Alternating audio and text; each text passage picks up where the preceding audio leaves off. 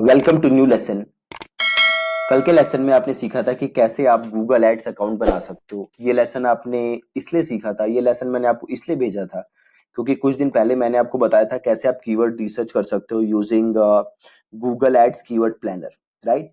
तो कुछ लोगों के मैसेजेस आए थे हमारे पास कि भैया हम एडवर्ड अकाउंट कैसे बनाएं। इसी वजह से वो वीडियो मेरे को आपको भेजनी पड़ी। आज के लेसन में हम बात करेंगे अबाउट ऑन पेज एसईओ। तो पहले मैं आज के लेसन में आपको एक ओवरव्यू दूंगा, देन कल के लेसन से हम प्रैक्टिकली सीखेंगे कि कैसे आप ऑन पेज एसईओ करते हो। आज का लेसन जो है इसमें मैं आपको एक ओवरव्यू दूंगा अबाउट ऑन पेज एसईओ।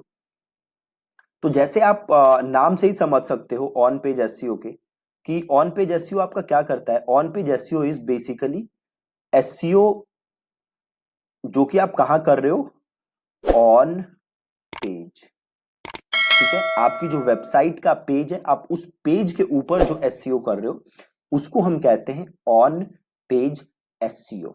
ठीक है, बहुत ही आसान चीज है on page SEO.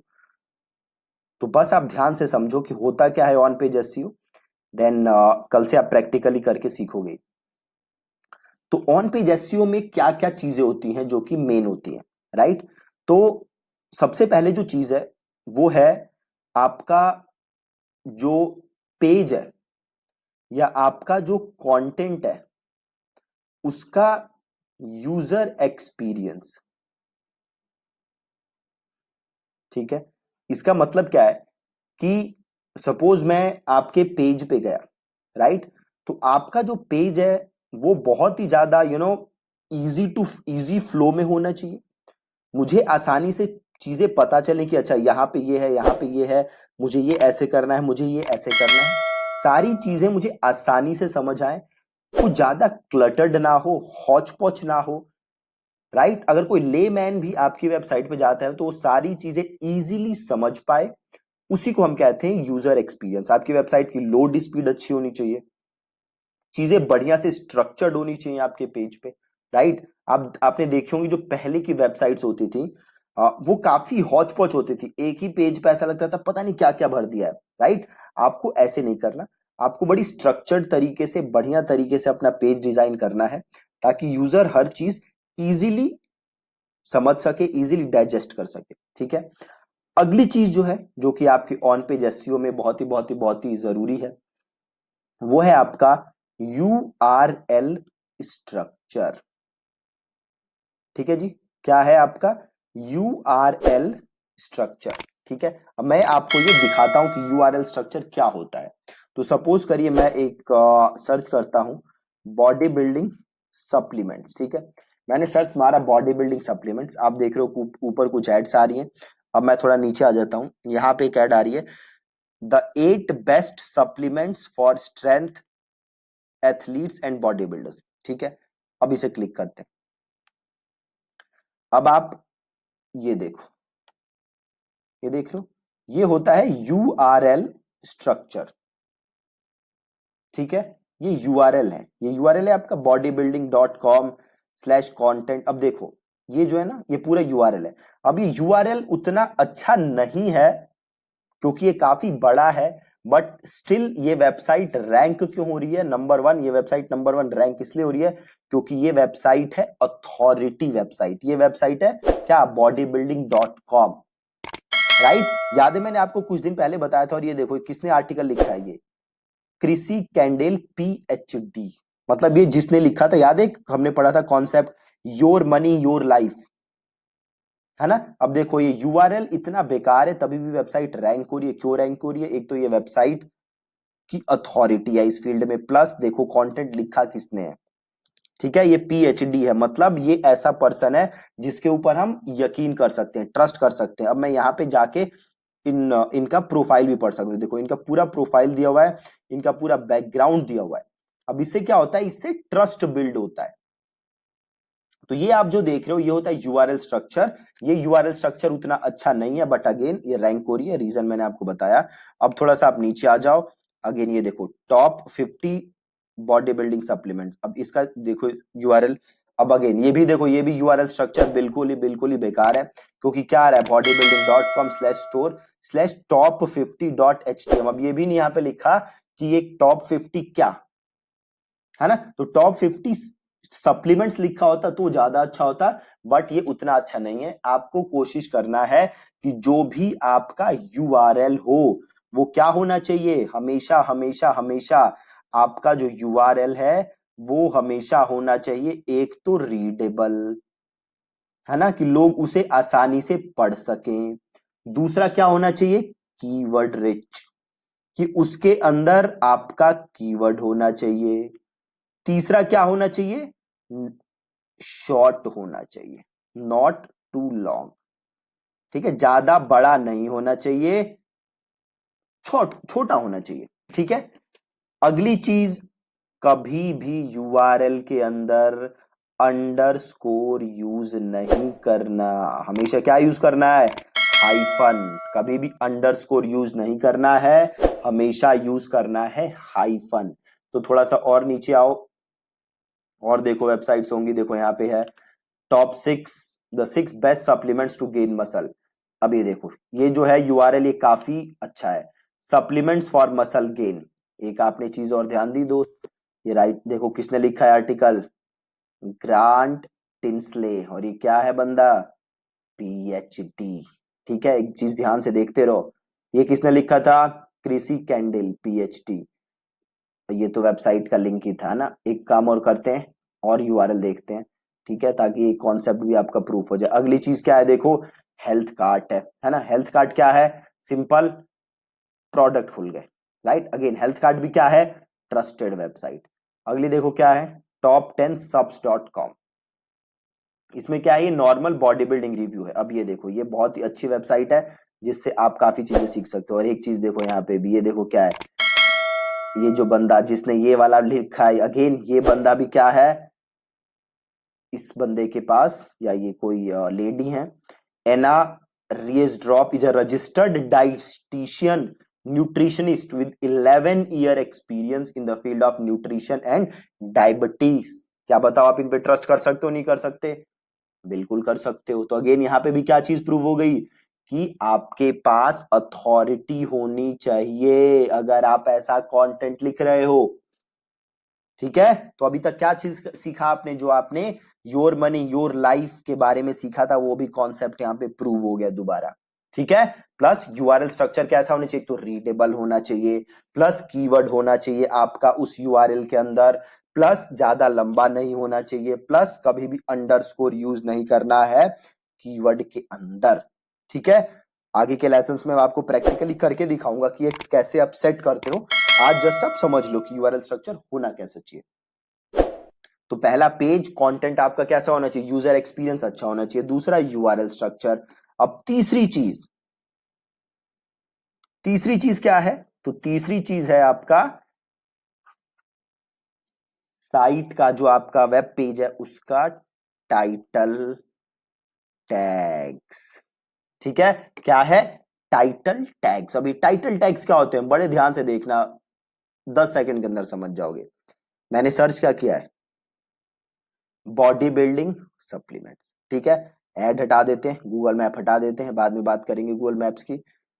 Body building supplements, यहाँ पे क्या है, 8 best supplements for strength athletes and body building. मतलब देखो बॉडी बिल्डिंग भी है और सप्लीमेंट्स भी है। ये देखो क्या है, अगेन देखो सर्च किया था बॉडी बिल्डिंग सप्लीमेंट्स, इसमें भी क्या है, क्या वर्ड यूज हो रहा है, ये जो है ब्लू कलर का लिंक आ रहा है आपका, इसमें क्या आ रहा है, देखो बॉडी बिल्डिंग भी आ रहा है, सप्लीमेंट्स भी आ रहा है, बिल्कुल आ रहा है। ये देखो क्या है, again 6 best supplements to gain muscles, है ना, वही बॉडी बिल्डिंग सप्लीमेंट्स। अगेन ये देखो सर्च क्या किया था, बॉडी बिल्डिंग सप्लीमेंट्स, यहाँ पे तो पूरा कीवर्ड ही आ रहा है बॉडी बिल्डिंग सप्लीमेंट्स। इसको हम क्या कहते हैं, टाइटल टैग। ये देखो 8 best supplements for body building, है ना, इसे हम क्या कहते हैं, अगेन टाइटल टैग। ये देखो body building India by 100% original supplements, ये क्या होता है आपका टाइटल टैग, ठीक है।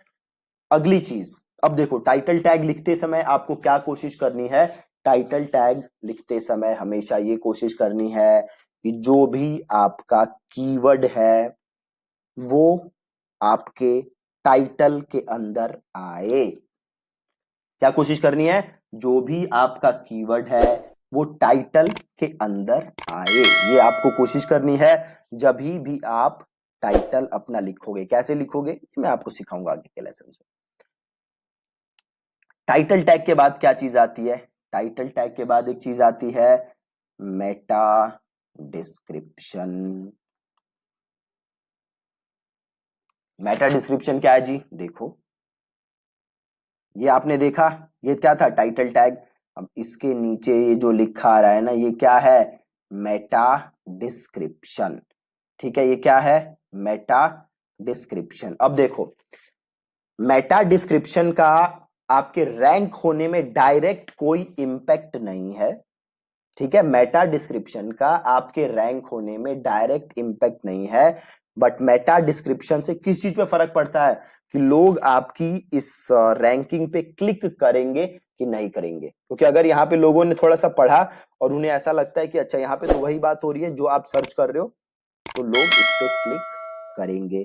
और लोग जब इस पे क्लिक करेंगे तो क्या होगा? आपका सीटीआर बढ़ेगा। गूगल को लगेगा भैया ज्यादा से ज्यादा लोग आपके सर्च पे क्लिक करते हैं, आपके रिजल्ट पे क्लिक करते हैं, तो आपको और बूस्ट देगा गूगल। ठीक है, तो ये होता है हमारा मेटा डिस्क्रिप्शन। अगेन आपको कोशिश करनी है कि जो भी आपका कीवर्ड है जिसके लिए आप रैंक करना चाहते हो वो आपके मेटा डिस्क्रिप्शन के अंदर आए। अगेन करना कैसे है आप ये सीखोगे आगे जाके। अगली चीज क्या होती है? Heading tags. ठीक है, ये बड़े टाइप के होते हैं, H1 tag, H2 tag, H3 tag. अब देखो ये हेडिंग टैग्स करते क्या है? मान लो आपने कोई ब्लॉग लिखा है ना, तो इस ब्लॉग की एक मेन हेडलाइन होगी जिसे आप कहोगे H1 टैग, है ना भैया, ये मेरे ब्लॉग की मेन हेडलाइन है। देन एक और हेडलाइन आप लिखोगे ना, उसको आप और समझाने की कोशिश करोगे। एक जो आपका मेन पॉइंट होगा ब्लॉग का, एक होगा ना मेन पॉइंट, जो मेन मेन चीजें होती है ना, बुलेट जो हम बनाते हैं जब आप आंसर लिखते हो, नोट्स बनाते हो, कुछ बुलेट्स बनाते हो, मेन मेन चीजें। तो एक और को आप क्या करोगे? H2 tag. अगली कोई और मेन चीज है, बुलेट पॉइंट है जिसे आप हाईलाइट करना चाहते हो, तो आपने उसे दे दिया H3 टैग, है ना। अब ये टैग देने कैसे हैं ये आप सीखोगे आगे के लेसन्स में। बस अभी आप ये समझ लो कि कुछ हेडिंग टैग्स होते हैं, है ना। हेडिंग टैग्स करते क्या है?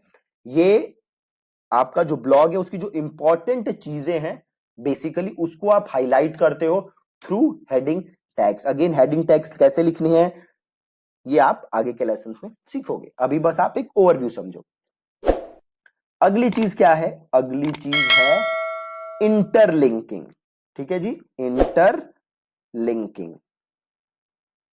अभी इंटरलिंकिंग क्या होती है देखो, एक सेकंड में आप समझ जाओगे। सपोज करो ये मैंने क्लिक किया द 8 बेस्ट सप्लीमेंट्स, ये जो रिजल्ट था। अब मैं नीचे आया, थोड़ा नीचे आते हैं। अब ये देखो ये कुछ लिखा हुआ है ना, क्रिएटिन सप्लीमेंटेशन। अब अगर इसको मैं क्लिक करूं तो नया पेज खुल जाएगा। ठीक है, नया पेज खुल गया। तो यहां पे क्या किया हुआ है? इंटरलिंकिंग। इन्होंने अपने दूसरे पेजेस को इस ब्लॉग के अंदर किया हुआ है लिंक। और ये जो आप देख रहे हो ना, जो ये लिखा हुआ दिख रहा है क्रिएटिन सप्लीमेंटेशन, इसको हम क्या कहते हैं? इसको हम कहते हैं हाइपर टेक्स्ट। ठीक है, इसको हम क्या कहते हैं? Hyper text. और ये जो क्लिक होके आ रहा है ये क्या था? ये था इंटरलिंकिंग। ठीक है, ये था इंटरलिंकिंग। और थोड़ा सा नीचे आ जाओ, देखो ये काफीन, ये क्लिक करूं अगर मैं तो नया पेज खुल जाएगा। तो ये क्या है? इंटरलिंकिंग। ठीक है जी। तो जब भी आप अपना ब्लॉग लिखोगे तो आपको अपने बाकी कंटेंट को क्या करना है? इंटरलिंक करना है। ठीक है, कैसे करना है अगेन आप सीखोगे। अगली चीज क्या करनी है आपको? Image optimisation. मतलब आपको अपनी इमेजेस को भी ऑप्टिमाइज करना है ताकि वो गूगल के सर्च रिजल्ट में आ जाएं। फॉर एग्जाम्पल मैं अगर वापस जाऊं और बॉडी बिल्डिंग सप्लीमेंट मैंने क्लिक मारा, यहां पे देख रहे हो इमेजेस आ रहा है। अब अगर मैं इमेजेस पे जाऊं तो यहां देखो मुझे काफी सारी इमेजेस नजर आ रही हैं, राइट। तो मुझे अपने इमेजेस को ऐसे ऑप्टिमाइज करना है कि वो गूगल के सर्च रिजल्ट के अंदर आए। ठीक है, तो जो आपका ऑन पेज ऑप्टिमाइजेशन है उसकी ये कुछ मेन चीजें हैं जो कि आपको ध्यान रखनी है। ये इन सब का ओवरव्यू था। एक दो और छोटी छोटी चीजें हैं इसके अंदर जो कि हम जब कल के लेसन से प्रैक्टिकली करना सीखेंगे तो उस दौरान हम सीख लेंगे। ठीक है, ये था एक ओवरव्यू जो कि मेन चीजें आती हैं ऑन पेज एसईओ में।